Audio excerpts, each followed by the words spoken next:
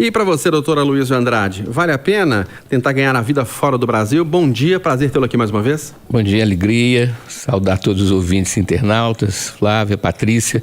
O que acontece, Eustáquio, é que eu sou do princípio de que tudo é relativo. O que quer dizer que tudo é relativo? Que depende das condições, feito Flávia falou.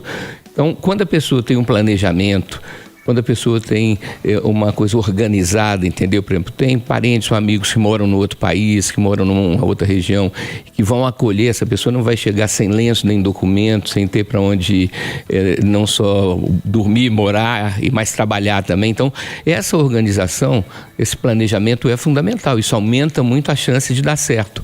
Agora, quando é esse tiro no escuro, principalmente quando você entra numa embarcação sem condições, Flávia falou e eu concordo plenamente com ela, assim, é porque a pessoa está mal, a situação de vida dela está muito ruim. Então, entre a vida e a morte, ela acaba arriscando por uma vida melhor, mas com a chance grande disso gerar a perda da própria vida, né? Então, eu acho que não tem uma coisa garantida, né? Mas tem uma coisa planejada. E quando a gente planeja, a chance de dar certo é muito maior, né? E às vezes, melhor do que você ir para um outro país é você ir para uma outra cidade, para um outro município, para um outro estado, né? E lembrando aos ouvintes e aos internautas que a vida no interior, apesar de às vezes ter menos emprego, Patrícia, é mais ameno, você tem uma possibilidade de cidadania maior. Então, assim, os grandes centros, né, esse amontoado de gente, feito hoje, a gente vive diariamente em Belo Horizonte, é um lugar que tem menos chance de você ser alguém, né, de você ser um cidadão verdadeiro. Então, às vezes, a ida para o interior ajuda muito, mas sempre com esse planejamento e, de preferência, com alguém que vai te acolher, que vai te receber e que vai te apresentar para aquele ambiente. O levantamento também indica que subir na escala social é difícil, até para a classe média, e também como os fatores aí que foram levados em consideração. A raça, gênero e região influenciam também as oportunidades ao longo da vida. E, doutora Luísa, a que o senhor atribui essa situação? A questão das oportunidades de estudar, de adquirir conhecimento, Eustáquio, né?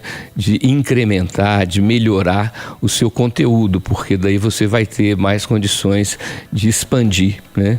Por isso é tão importante, tão fundamental, Eustáquio, os programas sociais, e é papel dos governos, seja governo federal, estadual ou municipal, ajudar aos menos favorecidos. Não através dessas bolsas de mordomia, que a pessoa não tem que fazer nada e recebe um dinheiro para não fazer nada, né? Até ganhou o apelido aí recente, falava de bolsa crack, né? E podia ser bolsa cachaça também. Recebe R$600 por mês, dividido por 30, dá R$20 por dia, que dá para comprar, né, 3, 4 litros de cachaça, né, ou várias pedras de crack. Então, os programas sociais, eu sei que são fundamentais porque toda a capacidade do ser humano vem do treinamento da primeira infância.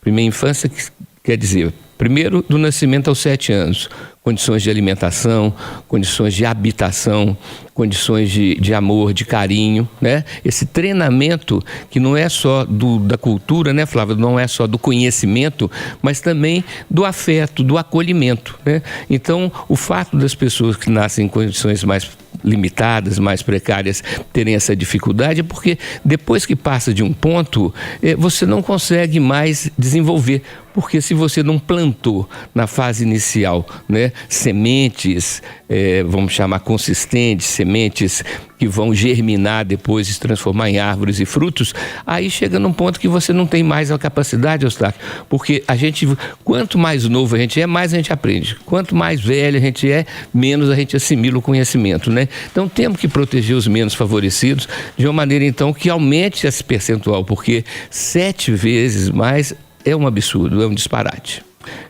O que me atraiu na psiquiatria de estudar e vir a ser psiquiatra não foi tentar entender a loucura, que eu não sou doido, né, Flávia, de querer entender a loucura. O que me trouxe a curiosidade é porque eu sempre vivi no bairro da Serra, que é um bairro de classe média, mas que tem, então, o antigo Cafezal, que hoje é aglomerado da Serra, tinham, né, essas pessoas com menos condições. E muitas vezes eu via gente com menos condição mais feliz do que tinha mais condição. Eu falei, gente, mas o que é isso, né?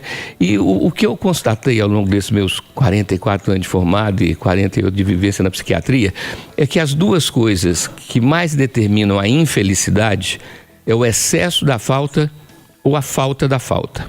que eu quero dizer com isso, Flávio? Pessoas que não têm, crianças que não têm condições de moradia, de educação, de afeto, né? O excesso da falta traz a infelicidade. Mas a falta da falta, que são filhos criados, então, Eustáquio, sem ter que fazer esforço. Então, as mordomias, né? O que Patrícia falou muito bem, né? De receber o peixe e não aprender a pescar. Né? Então, muitas vezes, eu até acho que não é pouco filho de gente que tem dinheiro, que os pais tiveram dinheiro, que acaba, como diz o outro, se ferrando, né? Então, a falta da falta, você não ter o treinamento para enfrentar as adversidades, as dificuldades da vida, e a gente tem falado muito aqui, Flávia, de que o esforço é a alma do negócio.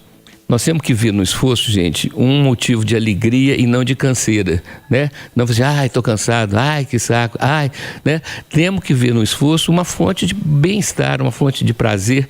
Então, quando tem falta demais da conta, não tem futuro. E se não tem falta nenhuma, se não aprendeu a se esforçar, tudo é difícil, tudo é ruim e os quadros depressivos montam. E eu tive um privilégio, uma oportunidade, Eustáquio, que quando começou o germe inicial, né, a semente inicial do SUS, começou com o nome de PAIS, Plano de Ações Integradas de Saúde. Aí na evolução se transformou em Ações Integradas de Saúde, para finalmente se transformar no SUS. E eu trabalhava em Porto de Saúde, na Barragem Santa Lúcia, e houve um treinamento feito pela Fundação Oswaldo Cruz, que foi ao longo de um ano. Então, uma vez por mês, a gente ficava uma semana inteira, de segunda a sexta, recebendo lá os criadores do SUS, os pensadores do SUS. Então, deu para acompanhar direitinho. E é fato, até no momento inicial eu brincava de dizer, meio assim, criticamente, Flávia, que eu falava assim, você procura o SUS e toma um susto. Né? Em vez de SUS, você acha um SUS. Por quê? Você ia fazer um ultrassom para ver como é que estava a sua próstata. Demorava 6, 7 meses. Você ia fazer uma cirurgia eletiva, ou seja, que não é de urgência, mas uma hérnia, uma coisa assim, demorava 1 ano. Mas hoje isso evoluiu bem. Hoje nós temos uma quantidade de atendimentos e uma velocidade que está bem melhor. Sempre tem que melhorar, né, Eustáquio? Tá certo, não estou dizendo que está perfeito, não. Mas realmente é um exemplo para o mundo. A sociedade piorou, ninguém está cumprimentando mais, você não sabe mais, não tem mais interação? Tem 2 elementos, Eustáquio.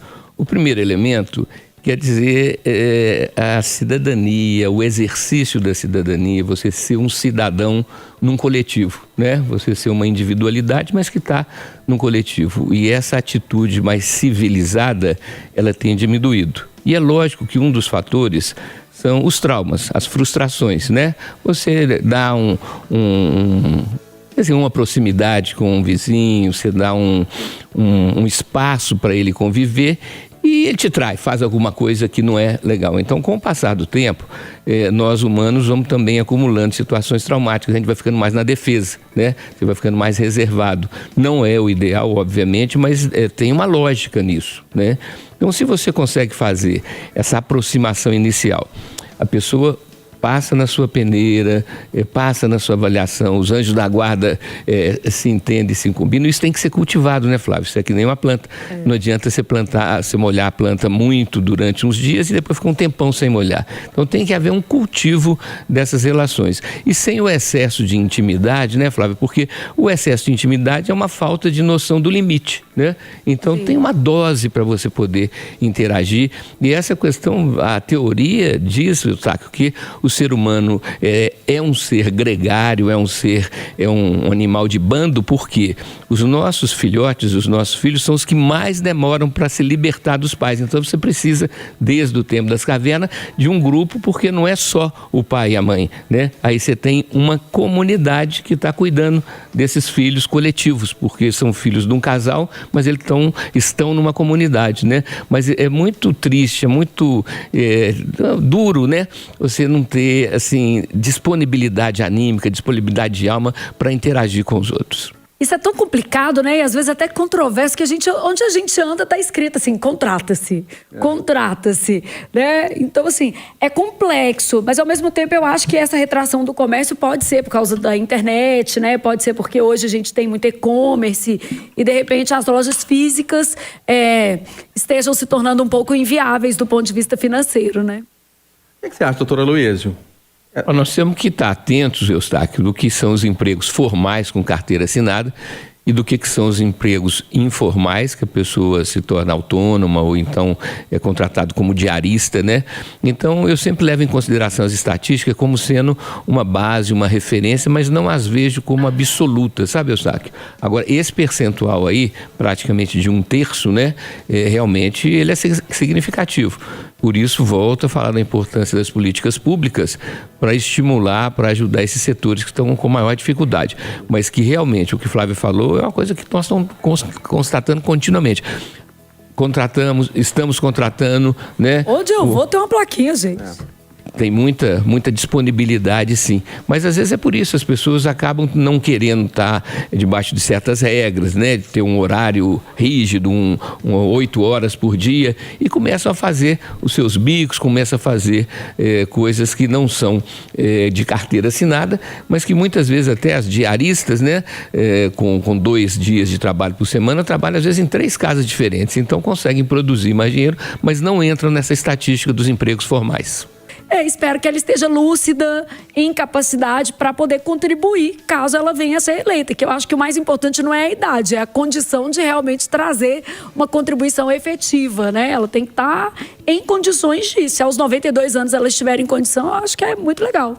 Ela está com 91, ganhando a eleição, ela vai assumir no ano que vem o cargo de deputada estadual com 92, porque ela faz 92 em novembro.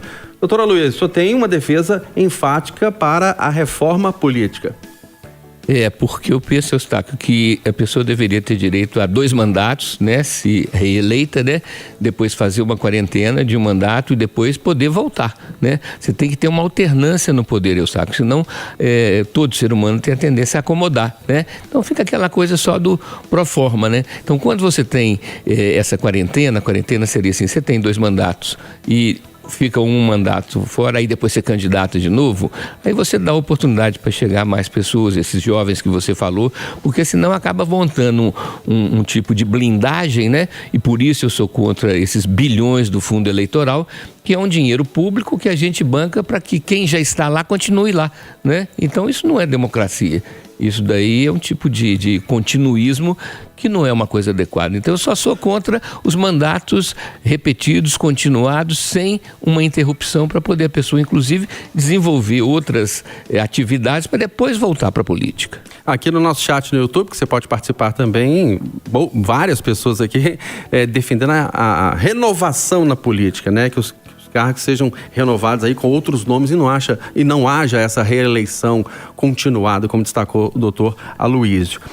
Inclusive, um dos nossos ouvintes aqui, o Robson, está dizendo o seguinte: 91 anos tem que curtir a vida, parar com esse estresse de política.